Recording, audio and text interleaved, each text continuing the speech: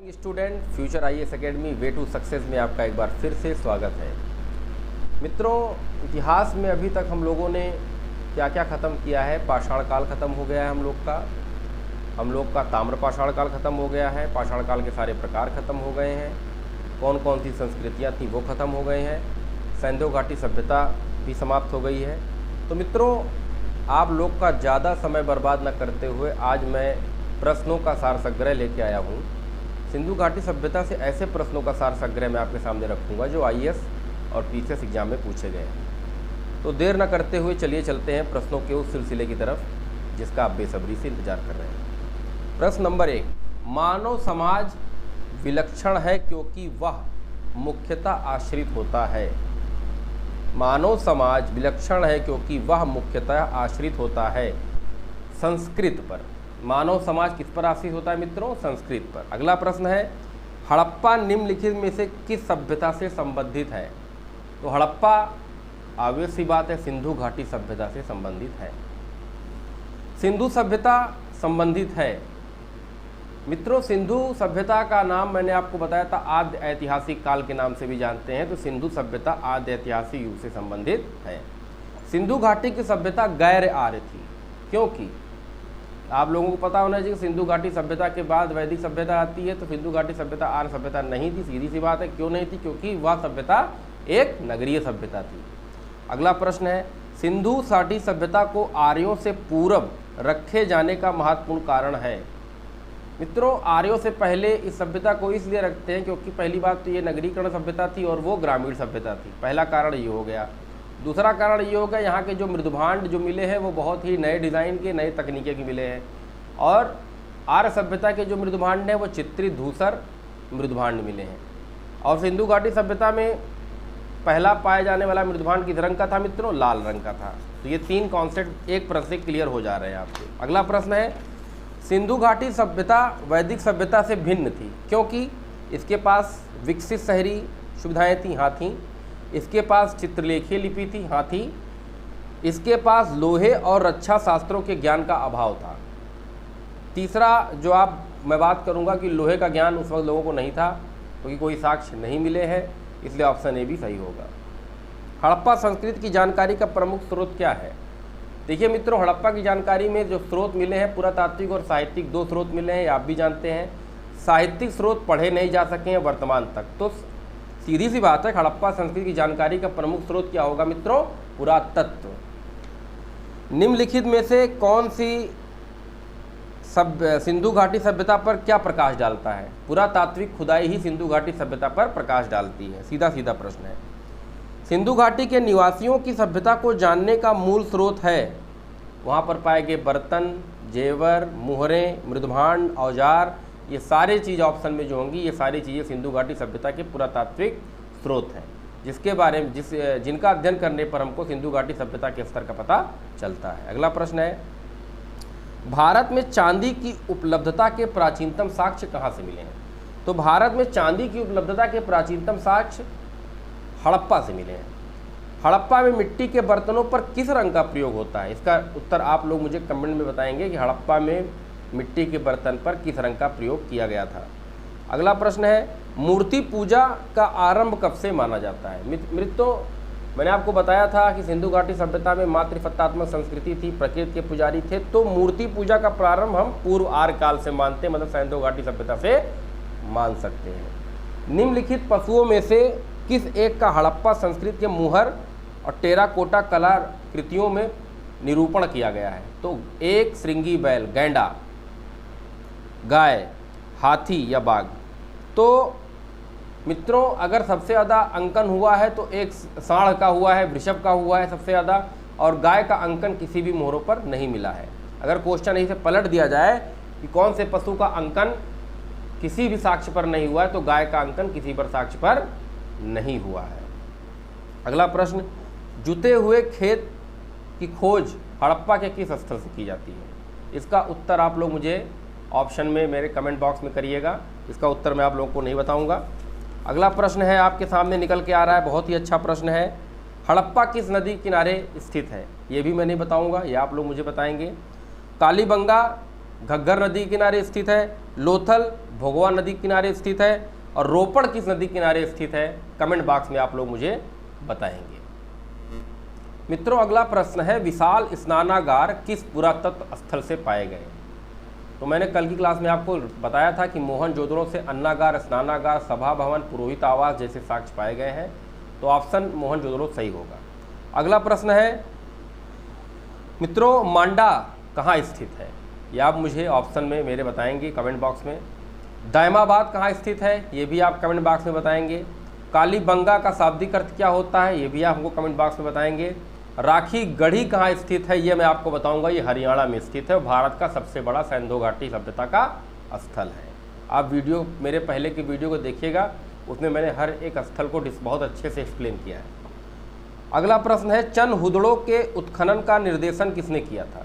तो मित्रों चंद हुदड़ों के उत्खनन का निर्देशन J.H. मैके ने किया था। मित्रों J.H. मैके ने। मित्रों एक प्रश्न निकल के आ रहा है, सिंधु घाटी सभ्यता का वह कौन सा स्थल है जो अब पाकिस्तान में है? तो हड़प्पा एक ऐसा स्थल है जो अब पाकिस्तान में है। रंगपुर हड़प्पा की समकालीन सभ्यता थी, ये कहाँ पर स्थित है? रंगपुर हड़प्पा की समकालीन सभ्यता थी, ये कहाँ पर स्थित है वर्तमान में? वर्तमान में रंगपुर गुजरात का एक प्रांत है, सौराष्ट्र एक क्षेत्र है, वहाँ पर स्थित है। दघेरी एक परवर्ती हड़प्पीय पुरा स्थल है। दघेरी एक परवर्ती हड़प्पीय पुरा स्थल है, ये पंजाब में स्थित है। सिंधु घाटी सभ्यता का कौन सा स्थान भारत में स्थित है? तो ऑप्शन आपके सामने, हड़प्पा या ये भारत में है? नहीं है। मोहनजोदड़ो ये भी नहीं है। लोथल गुजरात का बंदरगाह था, मैंने आपको बताया था। तो लोथल स्थल जो है वो भारत में स्थित है। मित्रों अगला प्रश्न, हड़प्पा सभ्यता में स्थल लोथल कहाँ स्थित है? देखिए दोबारा रिपीट हुआ क्वेश्चन है, ये UPPCS मेंस 2009 में पूछा गया है। तो हड़प्पा सभ्यता स्थल लोथल में गुजरात में है लोथल, मैंने आपको भी बताया था। सिंधु घाटी सभ्यता का पत्तन नगर कौन सा था? अगर पत्तन नगर की बात करें, पत्तन मतलब बंदरगाह होता है, तो उसमें भी लोथल होगा। ये बार बार लोथल पे उठा रहा है प्रश्न, और ये पूछा गया UPPCS प्री 1999 में। निम्नलिखित में से कौन सा एक हड़प्पा का बंदरगाह था? देखिए मित्रों तिवारा तीसरी बार ही रिपीट हो रहा है। लोथल सिंधु घाटी सभ्यता का प्रमुख बंदरगाह नगर था। मित्रों अगला प्रश्न है, भारत का सबसे बड़ा हड़प्पा का पुरा स्थल कौन है? भारत का सबसे बड़ा हड़प्पा का पुरा स्थल कौन सा है? ये लोग आप मुझे कमेंट बॉक्स में बताएंगे। सिंधु घाटी के लोग विश्वास करते थे मातृसत्तात्मक संस्कृति पर। सिंधु घाटी के लोग पूजा करते थे, पशुपति की पूजा करते थे। मित्रों पशुपति की पूजा करते थे। मोहनजोदड़ो एवं हड़प्पा की पुरातात्विक खुदाई के प्रभारी कौन थे? मोहनजोदड़ो एवं हड़प्पा के पुरातात्विक खुदाई के प्रभारी कौन थे? कमेंट बॉक्स में इंतजार करूंगा, आप लोग इसका उत्तर मुझे कमेंट बॉक्स में देंगे। सिंधु घाटी सभ्यता की खोज निकालने में जिन 2 भारतीयों का नाम जुड़ा है, उनका नाम क्या है? इसका भी उत्तर आप लोग मुझे कमेंट बॉक्स में देंगे, क्योंकि मैं आप लोगों को पढ़ा चुका हूँ।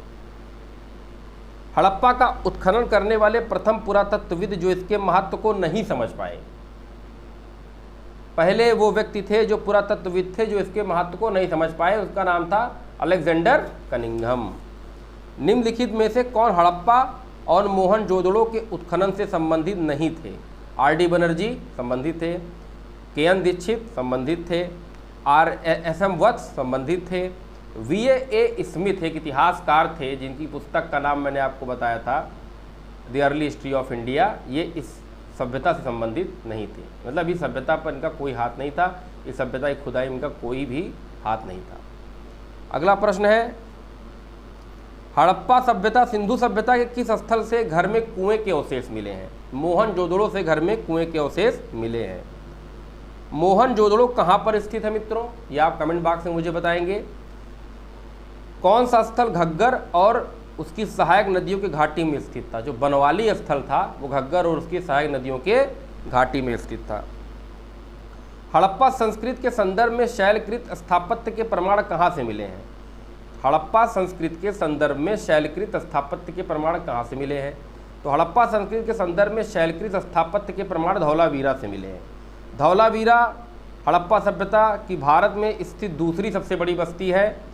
यह गुजरात के कच्छ के रण में अवस्थित है। इसकी खुदाई 1992 में R.S. बिष्ट ने की थी और धौलावीरा से एक बहुत बड़ा जलकुंड प्राप्त हुआ है। इतनी चीज़ें क्लियर हो जाएं आप लोगों को। धौलावीरा किस राज्य में स्थित है? धौलावीरा गुजरात में स्थित है। कौन सा हड़प्पी स्थल 3 भागों में डिवाइड था?